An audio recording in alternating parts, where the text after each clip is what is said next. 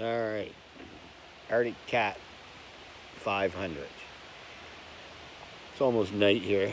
So I had an issue with it would run, but when you gave it throttle, it would just die, like die, and then it would run, and it would run great, and then it would just die, and I didn't know what it was. I changed the I don't know what it's called anymore.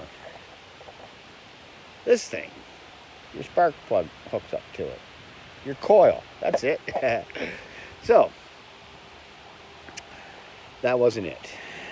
Underneath, oh gosh, if I can figure out this light, I'll be able to help you, but I can't.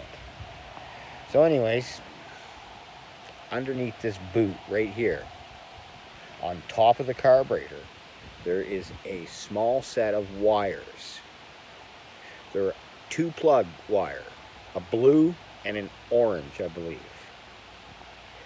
That plug moves around in there, and the wires get all screwed up, and they break inside the actual boot of the plug. I found this I don't know how I found it. It was just lucky that I found it. It would have been probably hundreds of dollars at the shop for them to figure that out. So luckily I found it, and now it works absolutely perfect. So if your machine's not working right and you're not sure what it is, I don't know, check that. I also put a new rubber boot. Oh, I can't see nothing, it's too dark. I put a new rubber boot between the carburetor and the engine itself, and mine had a crack in it.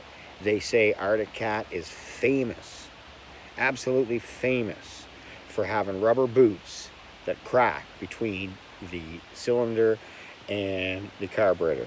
So if you're having issues, I don't know, check those things out. I hope it works.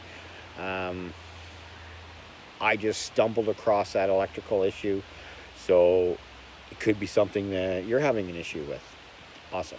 Thanks. I wish it was daylight, but you guys, anybody that's half mechanically inclined, you'll be able to figure this out. Ciao.